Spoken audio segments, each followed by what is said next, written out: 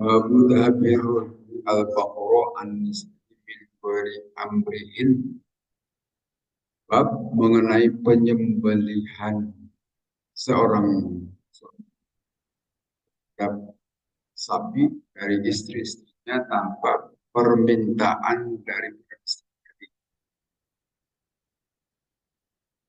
Haddatsana Abdullah bin Yusuf akhbarana Malik an Yahya an Sa'id an Amr bin Qalat berkata itu Amr, Sami itu saya telah mendengar Aisyah kepada Aisyah.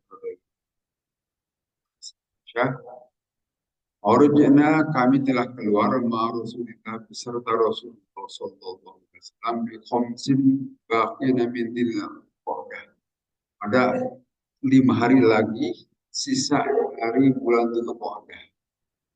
Dan naro tidaklah kami semua ditujukan keluar itu illal hajjah kecuali untuk melakukan ibadah. Falamma danauna maka pada saat kami sudah dekat Bimmak kata dari kota Makkah, Amaro memerintahkan siapa Rasulullah SAW man kepada orang lam yakun yang tidak ada mau orang yang binatang itu sendiri. Kita topa apabila tawaf itu orang pasal dan sa'i baina sofa wal marwati antara sofa dan marwah ayahillah untuk tahallul. Lalu berkata Siti Aisyah, padukhila maka kami masuk. Maka masuklah alaina kepada kami yang menarik hari nahar dengan 10 Dzulhijjah. Bilah mibakorin dengan daging sapi. Kultu maka aku berkata, mahada apakah ini? Daging sapi dari mana? Ola berkata itu rawi hadis. Naharo telah berkurban siapa Rasulullah SAW an azwaji atas nama istri-istrinya. Ola berkata Yahya, pada kartu maka aku menyebutkan hadis Qasim, Pakola, ataukah telah datang kepadamu bil hadisi dengan hadis al-Bajili sesuai dengan ketentuan wajah itu hadis. Nah ini hadis memberikan pelajaran kepada kita tentang salah satu yang utama adalah penyembelihan seorang laki-laki atau seorang suami. Dia tidak bilang kepada istrinya akan disembelihkan hewan kurban, tetapi dia menyembelih atas nama istrinya. Nah itu boleh saja. Tapi dengan catatan istrinya masih hidup. Lain cerita. Istrinya masih hidup, tanpa bilang-bilang pada istrinya, dia menyembelihkan hewan kurban atas nama istrinya boleh. Karena itu juga yang dilakukan oleh Rasulullah. Nah di sini disebutkan naharo Rasulullah SAW an azwaji. Beliau telah menyembelih hewan kurban atas nama istri-istrinya. Nah, di sini mengapa Siti Aisyah bertanya berarti beliau tidak dimintai izin dari Rasul untuk disembelihkan. Sehingga dalam hal ini Siti Aisyah bertanya, loh daging dari mana ini? Tidak tahu menang tiba-tiba datang daging sapi. Bilah mipakorin. Maka sebutkan itu Rasulullah atas nama istri-istrinya. Berarti Siti Aisyah tidak tahu sebelumnya. Jadi boleh saja. Nah, di sini sebutkan wanharu al-baqara jaizun inda ulama ila anna bahab mustahabun indahum liqouli ta'ala. Telah menyembelih terhadap itu sapi boleh saja menurut para ulama karena sebenarnya penyembelihan itu mustahabun indahum, disunnahkan, disukai untuk penyembelihan hewan kurban atau sapi. Di sini Allah berfirman, "Innallaha ya'murukum an tadhbahu baqarah." Sungguhnya Allah memerintahkan kepada kalian semua untuk menyembelih hewan sapi, gitu kan. Dalam hal ini min ghairi amrihinna, tanpa diminta persetujuan para istri itu. Boleh-boleh saja. Karena tadi Siti Aisyah bertanya, berarti beliau tidak tahu semua. Walau kan ada buku bi ilmi halam tahtaju ilal istifham.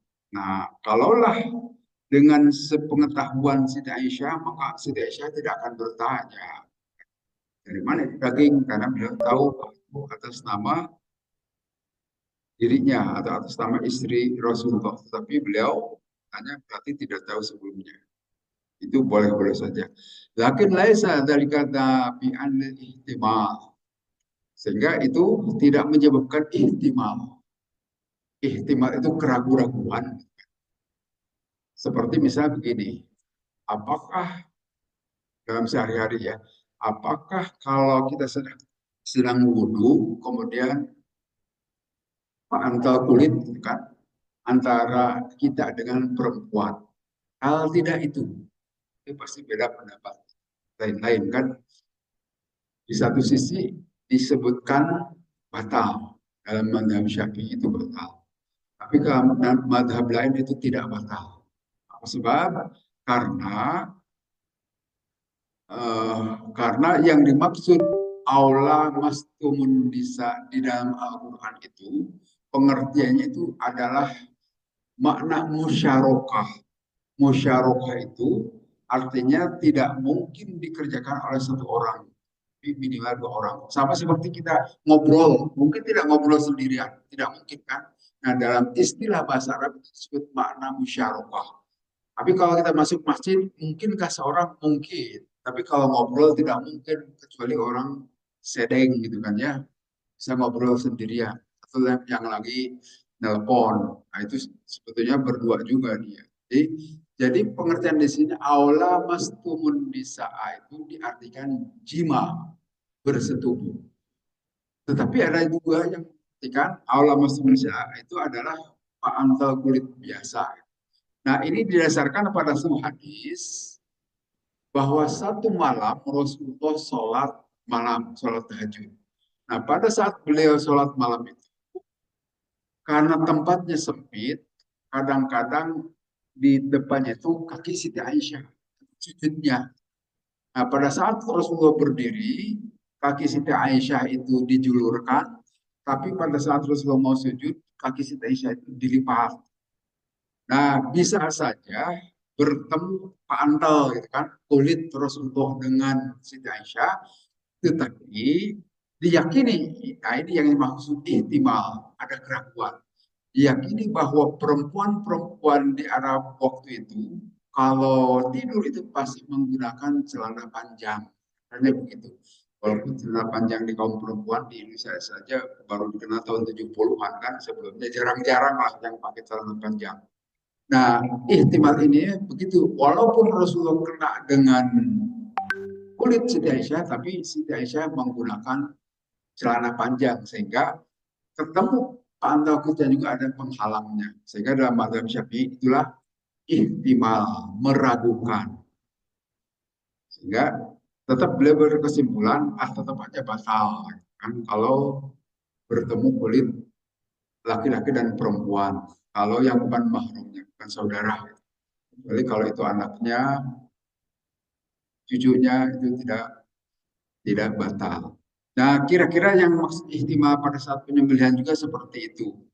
Menurut para ulama tidak mengandung ihtimal, artinya meyakinkan kalau ini bahwa Rasulullah menyembelih hewan kurban tanpa persetujuan para istrinya tidak mengandung keraguan, tapi meyakinkan. Dalam kaidah usul fikih, al yakin la yuzalu bisyak. Keyakinan itu tidak bisa dihilangkan dengan keraguan. Nah, ini saya contohkan lagi ya. Contohkan lagi misalnya begini. Misalnya kita yakin tadi sudah wudhu ya, sebelum sholat. Nah, tetapi setelah sholat, saya ragu-ragu apakah saya batal wudhu atau tidak. Keraguan itu hilangkan saja dengan keyakinan yang pertama. Yang pertama tadi yakin saya sudah wudhu. Tapi setelah sholat, apakah saya batal atau tidak, itu adalah keihtimalan, keraguan. Nah, keraguan ini bisa dihilangkan dengan keyakinan. Artinya tetap saja kita dalam posisi tidak perlu wudhu lagi. Itu dalam kaidah usul fikih. Al yakin la yuzalu bisyak. Keyakinan itu tidak bisa dihilangkan dengan keraguan. Contohnya misalnya. Jadi dalam hal ini yakinlah bahwa kita berkurban tanpa minta persetujuan istri itu sah. dengan catatan istrinya masih hidup. Juju maka boleh ayakuna aleha dari kata wadubi ayakuna istidahuma bidalik. Artinya boleh tanpa minta izin kita menyembelih untuk hewan kurban tanpa izin istri. Jika kejadiannya mendadak, tapi kalau sekarang kan direncanakan jauh-jauh hari, pasti sudah ngobrol dulu di keluarga. Anna Rasulullah SAW naruh anak bakorotan wahidatan. Nah, sebenarnya Rasulullah SAW menyembelih hewan kurban atas nama istri-istrinya itu dengan satu sapi. Nah, istri Rasul itu lebih dari 7 kan ya. Yang waktu Rasulullah meninggal saja masih ada 9. Nah, pada saat waktu yang lain, seperti ada Siti Zainab binti Huzaimah, itu juga istri Rasulullah. Tapi pada tahun ketiga hijrah, beliau meninggal. Nah, jadi istri Rasulullah itu bisa lebih dari 9. Ada yang mengatakan ada 11 orang. Tapi pada saat beliau menyembelih sapi itu, sapi lebih dari 7 ekor. 7 orang maksudnya. Boleh-boleh saja. Walaupun nanti ada ketentuan lagi bahwa sapi itu hanya 7 orang, itu ada dalil yang lebih. Bahkan termasuk menyembelih dengan domba juga atas nama keluarga boleh-boleh saja. Madzabaha bi an ali Muhammadin fi hajjatil wada illa baqaratan. Tidaklah menyembelih dari keluarga Nabi Muhammad dalam haji wada kecuali satu ekor sapi. Itu yang disebutkan dalam hadis ini.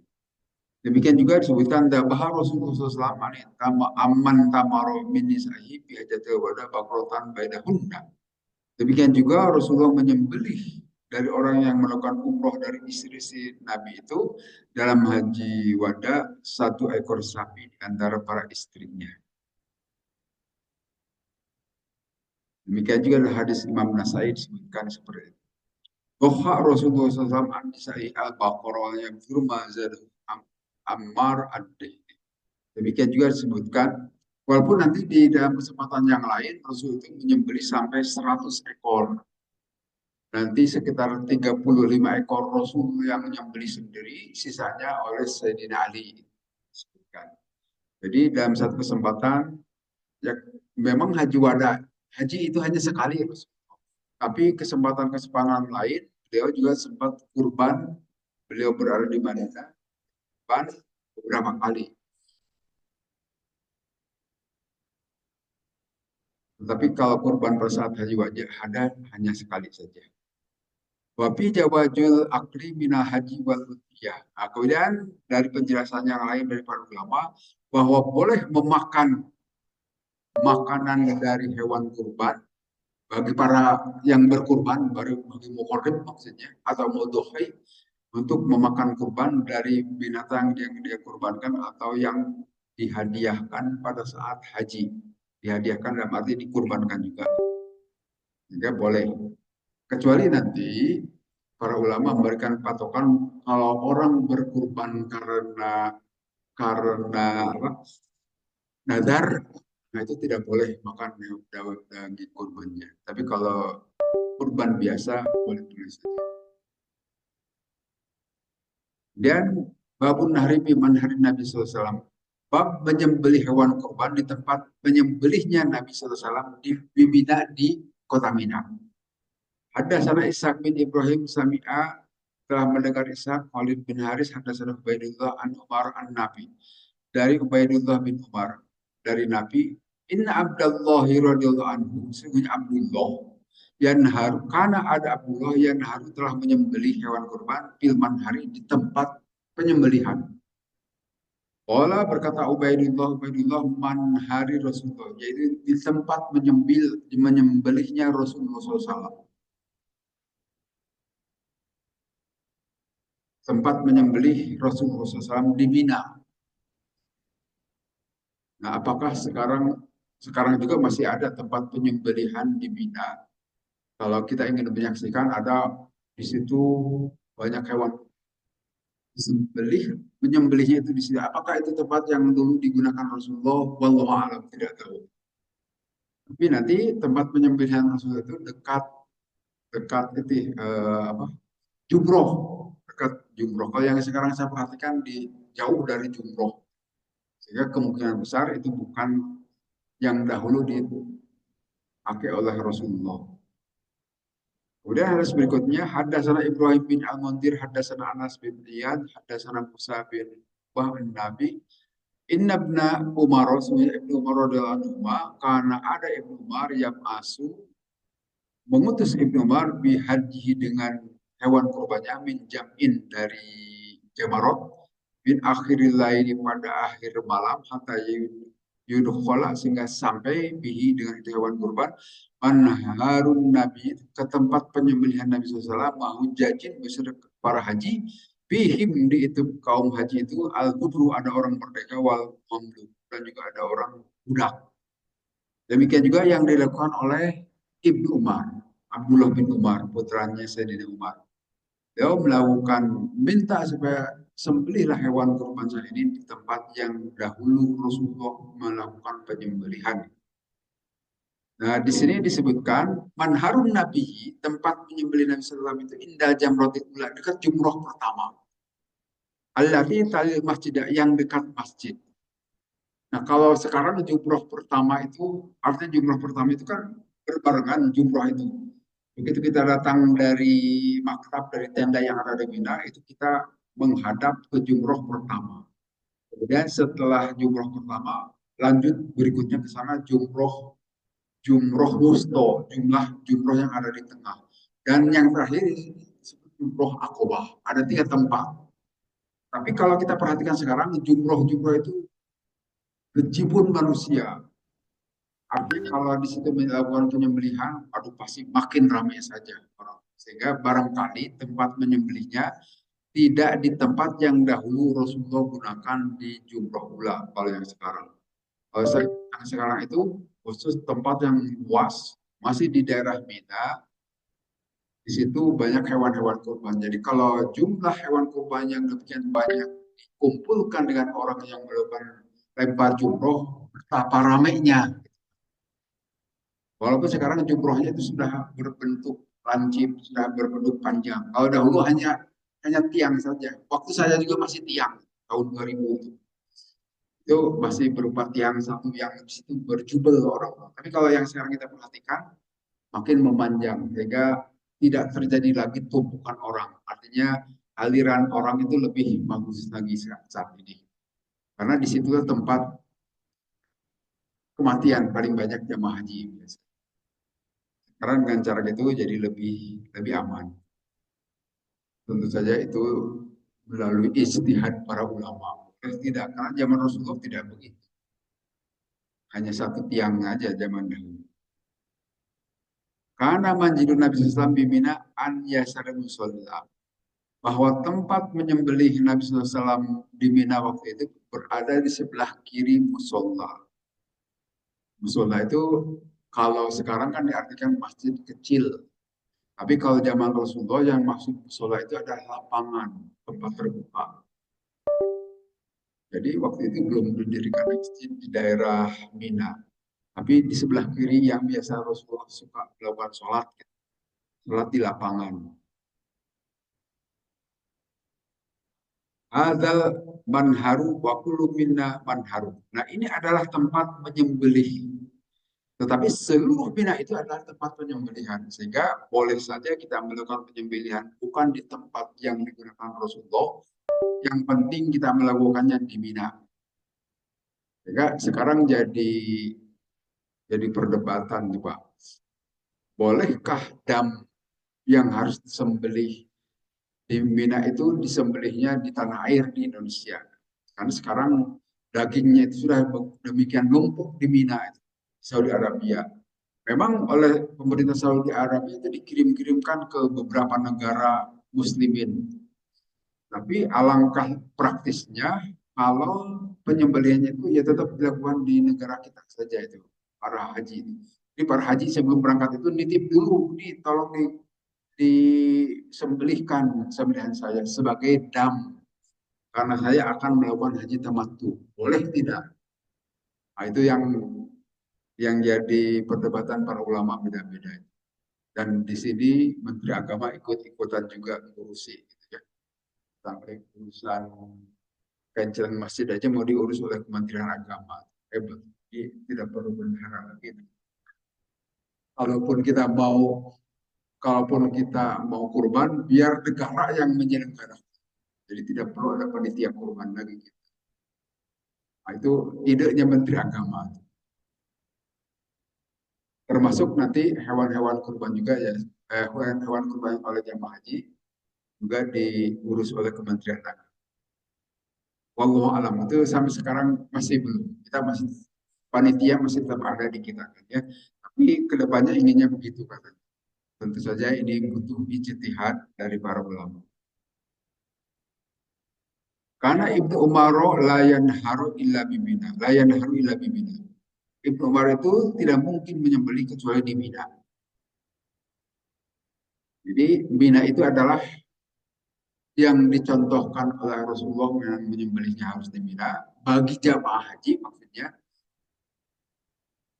Tapi bolehkah jamaah haji yang sedang melakukan ibadah haji menyembelihnya di itu nanti mudah-mudahan ada solusinya. Jadi kalau lihat dari sisi kepraktisannya, iya. Coba daging dikirimkan dari Saudi Arabia ke Indonesia yang bertonton itu akan butuh angkutan pesawat dan seterusnya. Belum juga membusuk di tengah jalan. Padahal di kita masih banyak yang butuh daging. Gitu, ya. Babu man naharo hadiyahu biyadihi. Bab mengenai orang yang menyembelih hewan kurbannya dengan tangannya sendiri. Hadasana sahabin Bukar, hadasana Wuhaib, an Ayyub, an Abi Kilabah, an Anas wa hadis. Wala wanaharo dan telah menyembelih an Nabi Nabi SAW menjadi dengan tangan beliau sab'abunin kiaman 7 ekor onta sambil berdiri.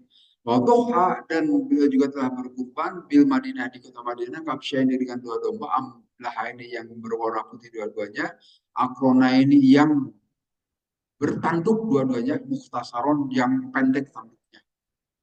Nah, di sini hadis ini menjelaskan memang yang paling ideal bagus itu menyembelih dilakukan oleh kita sendiri. Tapi kita kan tidak semuanya mampu menyembelih. Ya sudah diwakilkan. Apalagi sapi kan. Sapi itu bisa untuk 7 orang, tapi tidak mungkin tujuhnya menyembelih kan. Nah, gimana repot kalau 7 orang menyembelih. Cukup diwakili oleh 1 orang. Atau domba. Kalau kita punya domba, mau menyembelih domba, ya silahkan tidak perlu diwakilkan oleh kita sendiri. Tapi memang tidak semua orang bisa ya. Nah, yang dilakukan oleh Nabi, Nabi itu menyembelih sendiri. Nah, di sini disebutkan Yaman menyembelih onta itu sambil berdiri. Nah, sampai sekarang kalau menyembelih onta itu ontanya tetap berdiri. Kalau saya perhatikan di Mina. Jadi beda dengan sapi. Kalau sapi itu kan direbahkan, digolerkan, atau domba. Tapi kalau onta itu ontanya tetap berdiri. Orangnya itu tinggal ke situ aja dan tidak pakai golok yang panjang, pakai pisau kecil saja, langsung tidak ajur-ajurkan. Kalau di kita sapi kan memberontak. Tapi kalau onta itu baik-baik, yang saya perhatikan selama ini, waktu itu di Mina, dan itu pun mengapa sambil berdiri ternyata sunnah Nabi. Nabi juga menyembelih onta kiaman sambil berdiri. Apakah ontanya sambil berdiri ataupun nabinya juga berdiri? Orang yang menyembelih dan tidak perlu dipegangi rame-rame. Ontanya soleh-soleh itu.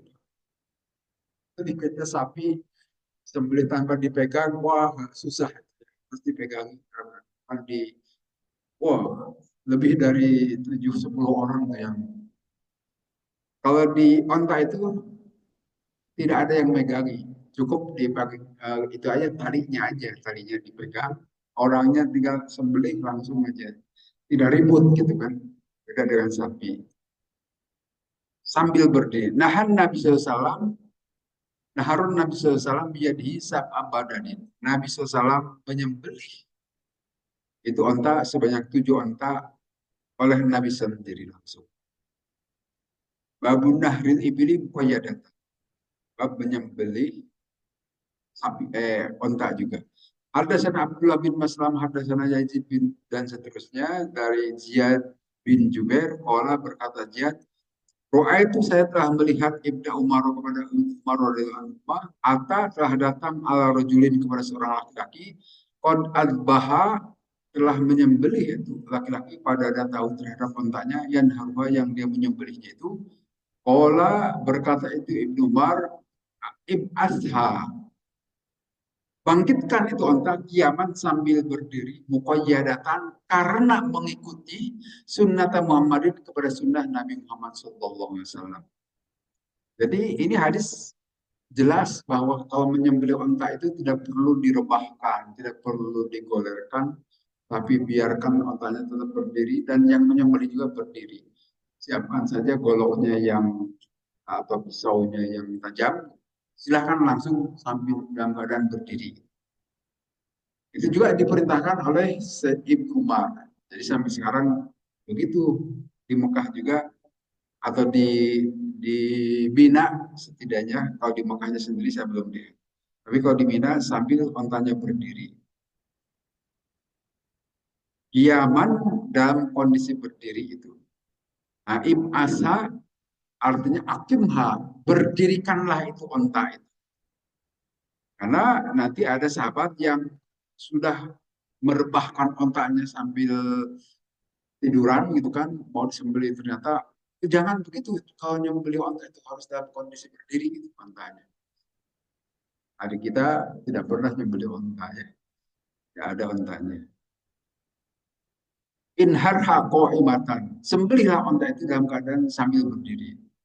Anan Nabi karena sungguh Nabi SAW ashabahu dan sahabat-sahabat Nabi kalau ada mereka itu yang haruna al badanata, mereka menyembelih onta itu ma'kulatal yusro dari sebelah kirinya, qaimatan sambil berdiri lama baki amin qawaimiha. Jadi begitulah yang dilakukan oleh Nabi dan para sahabatnya. Kalau menyembelih onta itu dalam kondisi berdiri. Barangkali aneh bagi kita karena kita tidak biasa menyembelih itu mesti dirubah. Tapi begitulah yang dilakukan di Bina saat ini. Jadi nanti kita juga sambil di Bina bisa saja menyaksikan sembelihan. Walaupun itu agak jauh, ya tergantung ya, tergantung maktab atau tenda kita di sebelah mana, apakah dekat penyembelihan atau jauh. Kalau jauh ya pakai kendaraan. Kendaraan disediakan oleh maktab atau waktu itu kami berombongan datang ke tempat penyembelihan menyaksikan penyembelihan. Dan tidak setiap jemaah haji bisa menyaksikan, apalagi kalau sekarang ada penyebutan bahwa maktab atau tenda-tenda yang ada di Mina sudah di luar yang diizinkan, di luar Mina katanya kan, saking banyaknya jamaah haji. Jadi makin jauh saja ke tempat.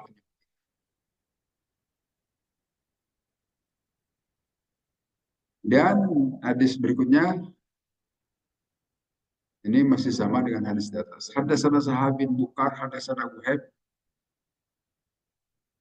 an Ayyub an Abi Kilabah an Anas radhiyallahu anhu, dari Anas radhiyallahu anhu. Sholat telah sholat siapa Nabi Nabi sallallahu alaihi wasallam al-duhra, sholat Madinah di Madinah arba'an 4 rakaat. Wal asro, dan beliau sholat asar di Dzulaifah atau di Bir Ali kalau sekarang. Rakaat ini 2 rakaat dikosor. Abata maka menginap Nabi bihadi itu Dzulaifah. Lama asbah maka pada saat subuh-subuh rokiba beliau menunggang rohilah tahu kepada kendaraannya. Faja'ala maka kemudian beliau yuhallilu talbiyah, yusabihu, dan membaca tasbih. Falamma ala maka pada saat beliau sampai ala bidai di baida allati bihima jami'an, yang berada yang setelah dari Dzulaifah, setelah dari Fir'ali. Falamma dakhala maka pada saat beliau masuk maka ke Makkah, amaruhum memerintahkan Nabi kepada para sahabat ayu hillu, supaya tahalul wanharu, dan kemudian menyembelih Nabi SAW ya dengan tangan beliau sab'abudin 7 onta kiaman sambil berdiri. Wadhuha, dan juga beliau menyembelih hewan bil Madinah di Madinah, kabsya ini 2 domba, amlaha ini Yang putih akrona ini yang bertanduk dua-duanya. Jadi ini yang dilakukan oleh Nabi. Beliau melakukan sholat di Madinah itu 4 rakaat zuhur, artinya lengkap.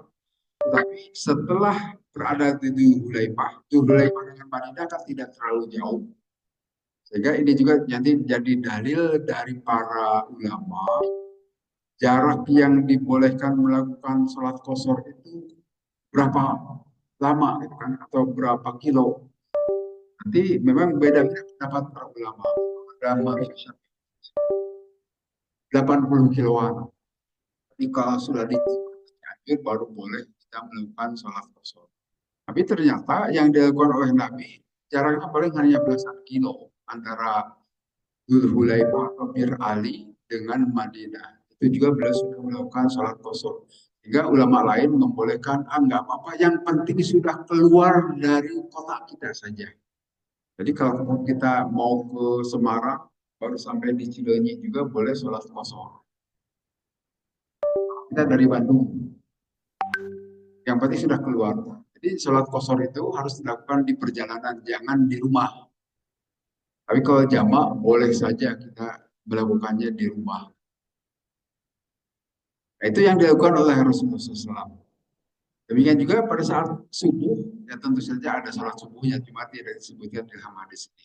Pada saat sholat subuh, beliau menunggang, karena jadi berangkat pagi-pagi supaya dingin barangkali, tidak terlalu panas. Kemudian beliau di situ mulai ihram. Ihram, maksud ihram itu niat melakukan ibadah haji atau umroh. Itu harus dilakukan dari Bir Ali, karena Bir Ali itu sebagai mikot makani, mikot tempat bagi orang-orang yang datang dari Madinah. Termasuk jamaah haji gelombang satu sekarang itu mesti mikotnya dari Bir Ali, Madinah. Karena mereka datang dahulu ke Madinah, tidak langsung ke Mekah. Maka setelah masuk ke Mekah, para sahabat diperintahkan untuk tahallul. Kelihatannya ini untuk melakukan haji tamattu sebagian. Ya, tentu saya nanti terbagi di antara jamaah, ada yang melakukan haji tamattu, ada juga haji kiron, dan juga haji ifrad. Jadi bagi yang haji tamattu, lakukanlah umroh dahulu. Umroh dahulu, kemudian setelah itu tahallul. Bebas kita berpakaian, kembali berpakaian bebas setelah melakukan tahallul.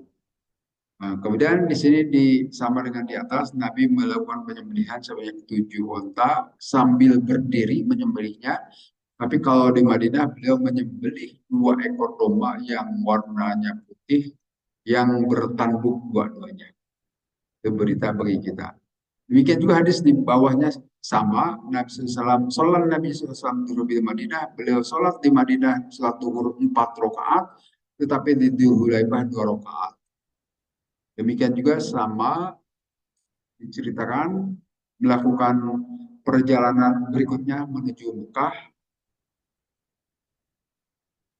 Nah, kalau di sini ada sholat subuh, ada berita bahwa Nabi melakukan sholat subuh.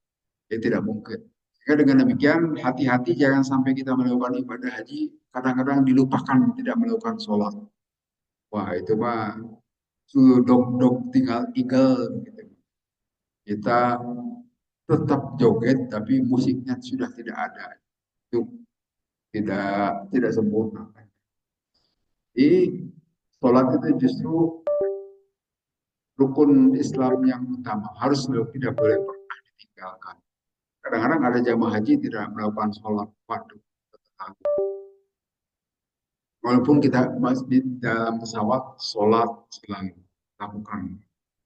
Atau dalam keadaan kondisi di perjalanan antara Madinah jauh, itu 450 km perjalanan, tapi melalui jalan tol terus, jalannya lancar itu. Tidak seperti kita dari Bandung mau ke Jogja melalui jalan-jalan kecil, tapi ini jalannya mulus, bagus.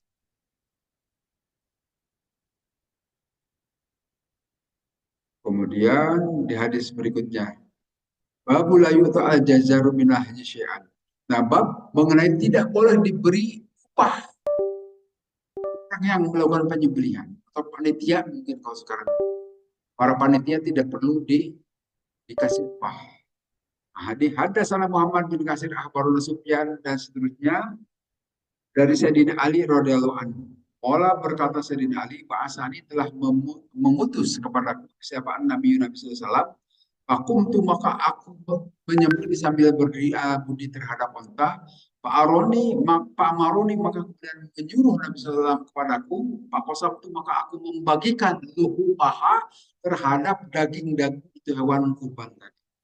Suma Amaroni kemudian Nabi memerintahkan Pak Kosam tu maka aku juga membagikan silalaha terhadap pelana dari unta itu, wajudaha dan kulit-kulitnya. Jadi hewan kurban itu semuanya harus dibagikan. Itu idealnya begitu. Dibagikan termasuk kulit-kulitnya. Tapi pembagiannya sesuai praktis dijadikan uang. Kan. Tapi kalau kita mau nyacak kulitnya, dibagi-bagikan boleh juga. Tapi kelihatannya tidak cukup waktu barangkali. Ya, boro-boro nyacak kulit, jeruan juga demikian banyak. Sehingga kulit dilelang. Tapi ingat uang lelangannya harus dibagikan. Bagikan kepada, ya memang kepada panitia. Tapi bukan sebagai upah, itu sebagai bagian, sebagai mustahil. Olah Sufyan Wahdasin Abdul Karim dan seterusnya dari Abu Laila dari Ali bin Abi Thalib. Amaroni telah memerintahkan kepadaku siapa Nabi SAW an aku ma'al budi untuk melakukan penyembelihan sambil berdiri terhadap onta. Wala ukto dan tidak boleh diberikan alaiha terhadap penyembelih itu syai'an sesuatu pun fi jajarotiha sebagai yang mengurus. Ini dalil hadisnya mengapa panitia tidak boleh diberi upah. Ini dalilnya hadisnya.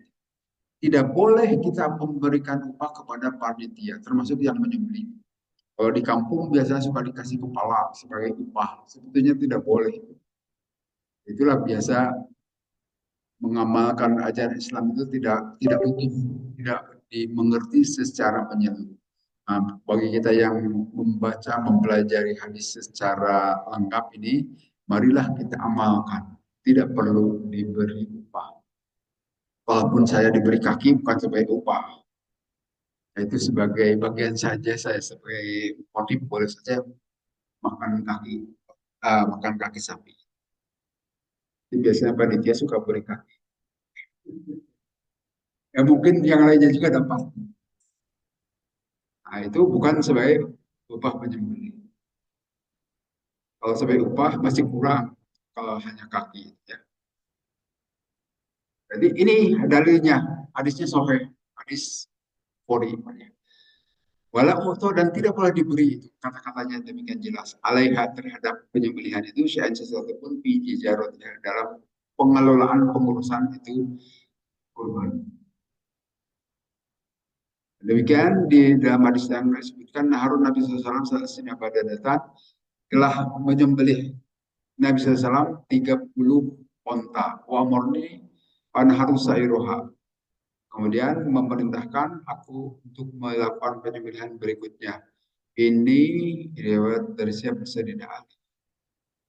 Karena nanti ada perintah dari Nabi untuk menyembelih selebihnya. Jadi dalam satu kesempatan Nabi itu kalau kehidupan sehari-hari serba kekurangan, tapi kalau beliau kurban, kadang-kadang banyak juga gitu kan. Kita tidak mengerti itu, Pak. Kadang-kadang untuk makan saja tidak punya apa-apa di rumah, tidak ada apa ya, ya tidak korma tidak ada, gandum tidak ada, sehingga Nabi ada makanan tidak Aisyah untuk hari ini. Tidak ada Nabi, kalau gitu saya mau puasa saja. Saya pernah bertanya gitu, tidak ke rumah. Saya tidak ada makanan di rumah, puasa saja. Kalau kita paling piring melayang. Ya. Nah, kalau yang dilakukan Nabi, beliau puasa, tidak ada. Nah, tapi kalau beliau kurban, kadang-kadang sampai 100 ekor unta. Demikian banyak. Jadi itulah yang diberikan Allah kepada Nabi. Ada saja. Dan seterusnya kita lanjut. Kemudian di hadis berikutnya hadatsana Musanad, hadatsana Yahya an Abi Juraij qala akhbarana dan seterusnya dari Sayyidina Ali. Annan Nabi sesungguhnya Nabi SAW amaruhu memerintahkan Nabi kepada Sayyidina Ali ayyakuma untuk sambil berdiri menyembelih ala mudi terhadap kontaknya. Wa sima dan supaya membagikan Sayyidina Ali badannya terhadap onta itu lah seluruhnya tubuh mahal seluruh daging onta wajiludah dan juga seluruh kulit-kulit onta wajilalah dan juga pelanaknya. Jadi pelana itu kan tempat duduk di atas onta itu juga suruh dibagikan. Walayu to dan tidak boleh diberikan pijijari hasyian kepada orang yang melakukan pengurusan terhadap onta sedikit tidak boleh diberikan upah.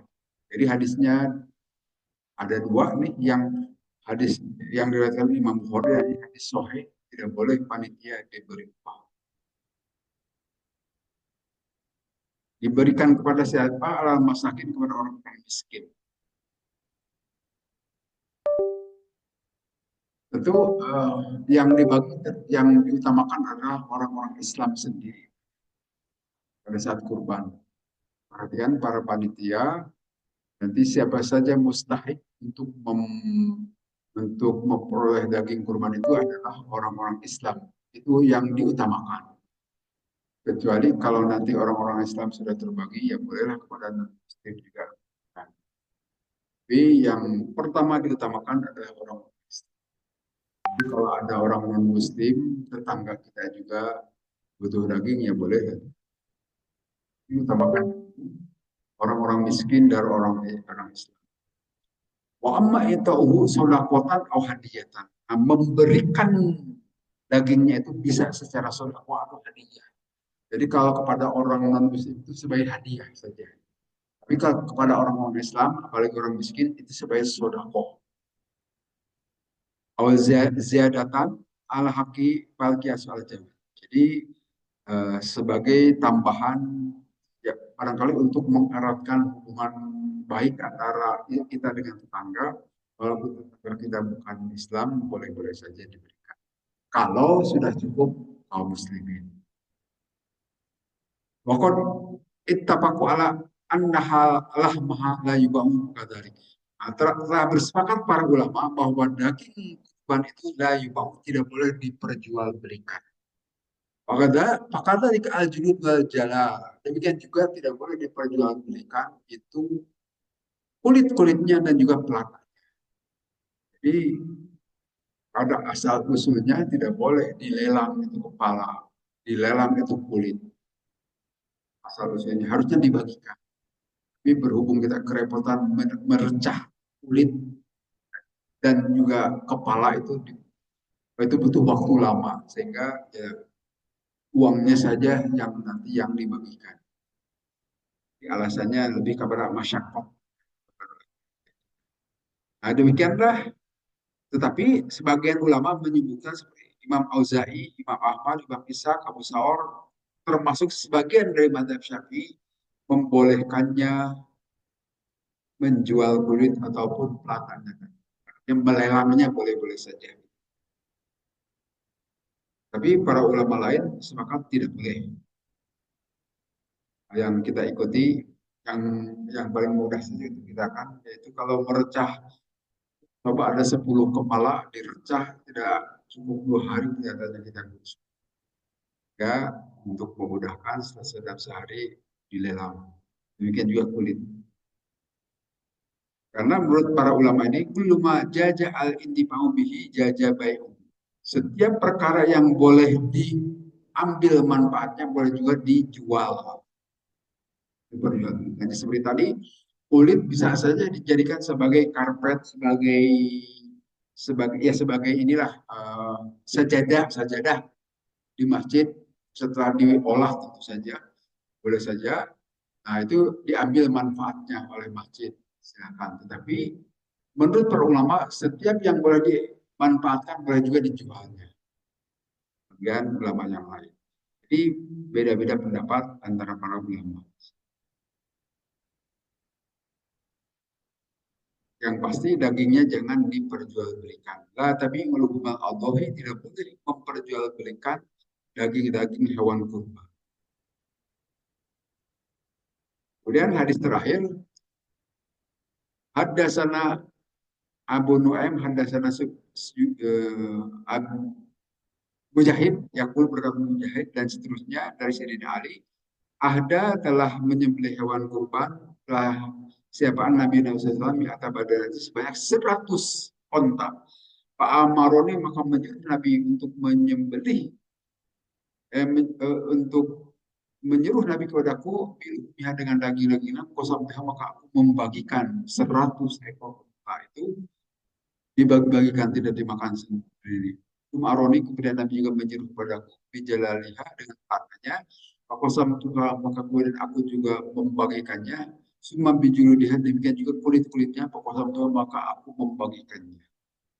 Jadi ini yang tadi dikatakan satu kali Nabi juga pernah korban dengan sebanyak 100 ekor unta. Di kali yang lain sulit untuk makan sehari-hari juga. Tapi sekali kurban langsung 100 ekor. Nah, saat itu memang diberitakan 35 disembelih oleh Nabi, tapi sisanya oleh Sayyidina Ali. Hanya semuanya disuruh bagikan itu, hewan kurban itu. Semuanya tidak boleh disisakan. Termasuk di sini pelanak-pelanaknya. Tempat yang digunakan untuk duduk di atas onta, demikian juga kulit-kulitnya dibagikan. Yang ideal. Hanya nggak tahu berapa hari ini, 100 ekor. Kita juga 10 ekor sapi seharian, kadang-kadang lebih dari asar sampai maghrib atau sampai isya. 100 ekor onta, itu lebih lagi. Wallahu alam. Saya kira itu saja bahasan kita hadis pada hari ini.